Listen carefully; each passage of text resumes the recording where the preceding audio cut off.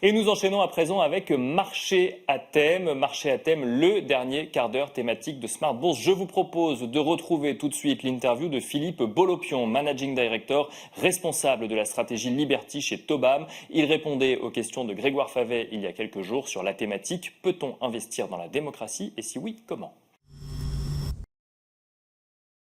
Absolument. D'abord, je pense qu'il y a finalement peu de gens qui réalisent que la démocratie est en recul dans le monde. Et avec la démocratie, c'est aussi les droits de l'homme qui sont en recul.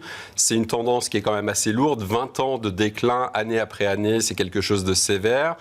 Les organismes qui suivent la démocratie dans le monde, que ce soit The Economist Intelligence Unit ou Freedom House ou le Videm Institute en Suède, par exemple, tous les ans, ils essayent de trouver des nouveaux titres pour leur rapport. La démocratie en danger, la démocratie en recul, la démocratie sur la défensive. Mais finalement, le monde devient de moins en moins démocratique, de moins en moins libre.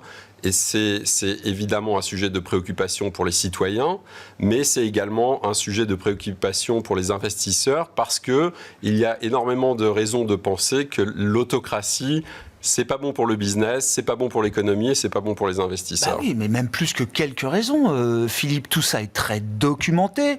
Il y a des travaux de recherche, des travaux académiques et encore récemment, on en discutait en préparant l'interview, Philippe, mais Daron Acemoglu, le grand économiste du MIT, prix Nobel, travaille sur ces sujets. On n'est pas dans le sentiment ou la perception de quelque chose là. Non, tout à fait. Ce que je dirais, c'est que d'un point de vue universitaire académique, le phénomène est quasiment, je dirais, incontestable au niveau macroéconomique. Donc Daron Acemoglu et ses co-auteurs peuvent montrer qu'au cours des dernières décennies, systématiquement, quand un pays passe de l'autocratie à la démocratie, les choses s'améliorent, eh bien, le PNB par habitant augmente systématiquement. Et quand un pays connaît la trajectoire inverse, de démocratie à autocratie, la situation se détériore, eh bien, le PNB par habitant se détériore également. Donc, c'est, je dirais, bien établi au niveau macroéconomique. La nouveauté du travail de Tobam, de la recherche de Tobam, c'est la capacité de montrer que ce qui est vrai au niveau macroéconomique est aussi vrai au niveau microéconomique, au niveau des entreprises, et que donc l'autocratie, c'est pas bon pour l'économie, mais c'est aussi pas bon pour les entreprises qui y sont soumises. Ouais. Yves Chauffetier a cette image magnifique de la courbe en J inversée, c'est-à-dire que l'autocratie au tout début, oui, ça peut apporter un peu quelque chose de soi-disant bénéfique, qui peut se mesurer en tout cas en matière de résultats économiques, mais très vite et à long terme, ce sont beaucoup de dommages et de douleurs qui sont infligés, et je reste dans la sphère purement économique. Purement économique, effectivement. Yves aime bien dire que la décennie la plus profitable au XXe siècle, l'endroit le plus profitable, c'était l'Allemagne nazie entre 1933 et 1943. Un exemple plus récent, c'est la Russie de Poutine, qui, si pour un investisseur habile, était profitable, jusqu'à la guerre en Ukraine, où les investisseurs perdent tout. Et pas seulement les investisseurs dans des boîtes russes, mais aussi les investisseurs dans des boîtes occidentales, françaises, américaines, canadiennes, qui elles-mêmes étaient très investies en Russie et ont énormément perdu au moment de l'invasion de l'Ukraine. Si on rentre dans le détail de la stratégie, comment vous avez défini l'univers d'investissement ? Enfin, quels sont les critères, d'ailleurs, qui ont pu être exclusifs, j'imagine, pour certaines entreprises ? Qu'est-ce que vous regardez ? Jusqu'à quel degré d'ouverture à la démocratie ? Je parle de l'environnement dans lequel opèrent ces entreprises. Jusqu'à quel degré d'ouverture à la démocratie est-ce que vous êtes prêt à aller ? Et qu'est-ce que vous regardez concrètement du point de vue micro ? Est-ce que c'est le nombre d'implantations d'une entreprise dans un pays qui est border en termes de démocratie? Est-ce que c'est la part du chiffre d'affaires? Est-ce que c'est la part des investissements? Qu'est-ce qui forme justement l'univers d'investissement de la stratégie Liberty? Je dirais que c'est un peu le mariage de la science politique et de la finance quantitative, et c'est un peu la beauté pour moi de cette stratégie. Mais d'abord, il faut qu'on définisse notre univers d'investissement. Donc quand on dit autocratie, démocratie, la démocratie, ça se mesure de manière, je dirais, presque presque scientifique, objective, par des experts qui publient des rapports tous les ans en regardant des tas et des tas de critères. La démocratie, c'est bien plus que des élections. Vladimir Poutine a été réélu avec 80% de voix. Il y a des élections dans les pays autocratiques tout le temps, donc il faut mesurer des tas de facteurs. Et je dirais, notre approche, c'est d'exclure vraiment les autocraties qui sont presque indécrottables d'une certaine manière. Endémiques, quoi. Exactement. Donc on n'exclut pas des autocraties, des démocraties imparfaites, mais on va vraiment exclure les pays dont on ne peut pas prétendre que ce ne sont pas des autocraties. Pourquoi ?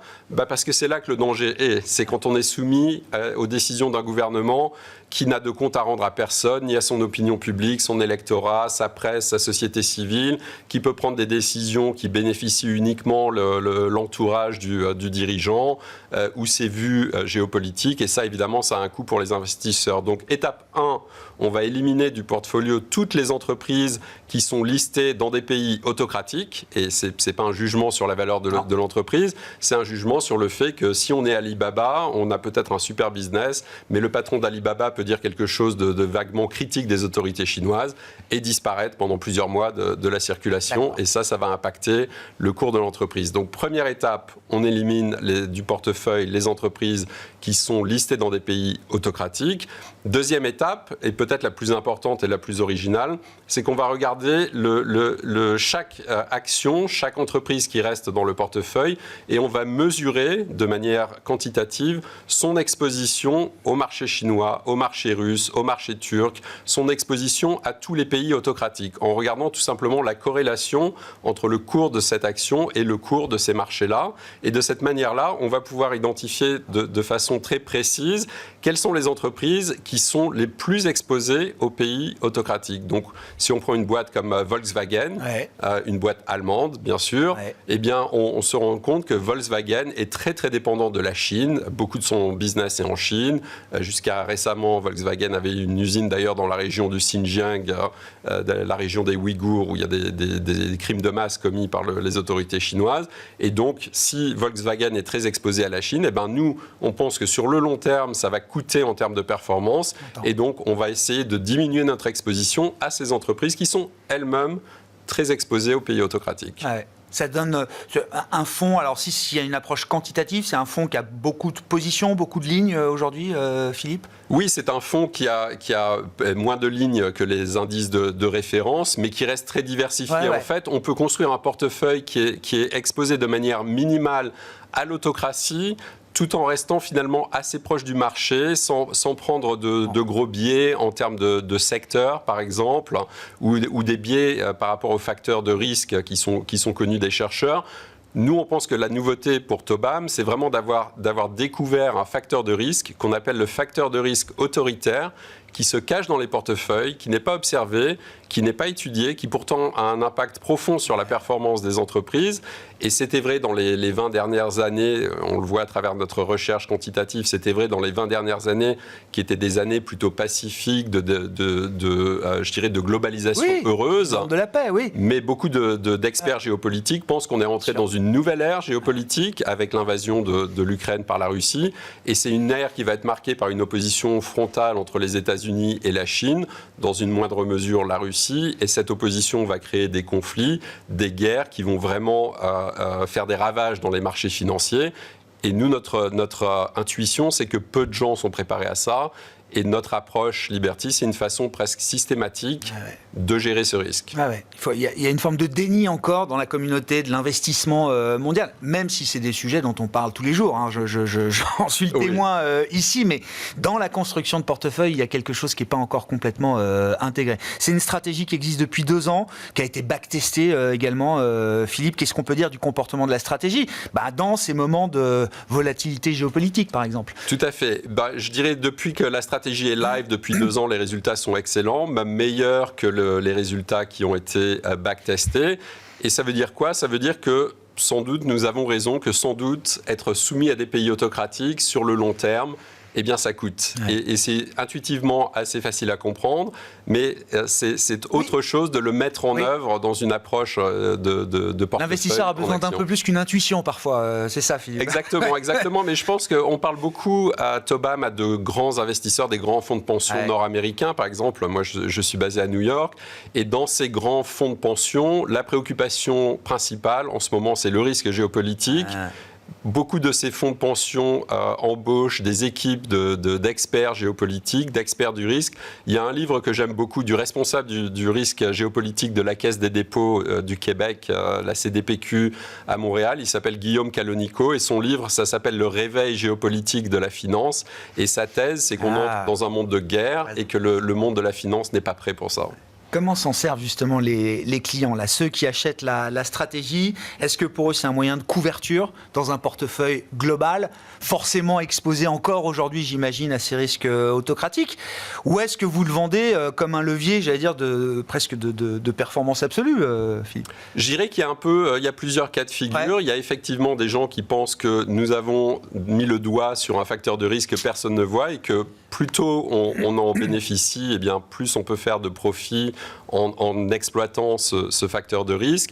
Il y a effectivement des gens pour qui c'est une allocation satellite, d'une certaine manière, qui va performer beaucoup mieux si... Mettons de la science-fiction géopolitique, si demain la Chine envahissait Taïwan par exemple, eh ben, il est très probable que les marchés prendraient un coup très sévère. Notre stratégie sans doute se comporterait beaucoup mieux, donc c'est une façon de se protéger contre ce type de risque. Et puis il y a aussi des investisseurs qui tout simplement, pour des raisons je dirais plus éthiques, ne veulent pas être investis dans des pays autocratiques. Ça leur plaît pas de savoir que leur argent va dans des boîtes chinoises, des boîtes russes qui sont exploitées par les autorités de ces pays pour ensuite saper la démocratie, non seulement en Chine et en Russie, mais aussi essayer d'influencer des élections au Canada, en Europe, aux États-Unis. Et c'est un peu le drame de ces 20 dernières années, c'est que nous avons investi massivement dans des entreprises russes et chinoises en espérant faire des profits. La plupart des gens n'ont pas fait de profit, mais par contre, les régimes russes et chinois ont profité de cette manne. Ils se sont accaparés ces profits, ils s'en servent pour essayer de saper la démocratie globalement, pour vraiment influencer le cours de la démocratie jusque dans des pays comme la France, les États-Unis, le Canada, l'Australie, et on en voit des preuves quasiment tous les jours. Un mot rapide pour finir, Philippe, parce que l'actualité de la stratégie, c'est qu'elle est désormais déclinée sous forme d'ETF. Pourquoi ? Parce que c'est l'accès à une clientèle différente, c'est le sens de l'histoire ? C'est un ETF américain listé sur la bourse de New York, lancé avec un partenaire, une firme texane qui s'appelle Westwood. Et l'intuition de Westwood, c'est qu'il y avait vraiment un marché retail, un marché au-delà des grands fonds de pension, des grands investisseurs auxquels on parle, qui est sensible à ces thématiques, des gens qui veulent tout simplement pas que leur retraite ou leurs économies soient investies en Chine, en Russie, en Turquie, en Arabie Saoudite. Voilà, c'était donc l'interview de Philippe Bolopion, Managing Director responsable de la stratégie Liberty chez Tobam. Merci à toutes et à tous d'avoir suivi Smart Bourse et je vous donne rendez-vous demain pour un nouveau numéro de Smart Bourse sur Be Smart for Change. À demain.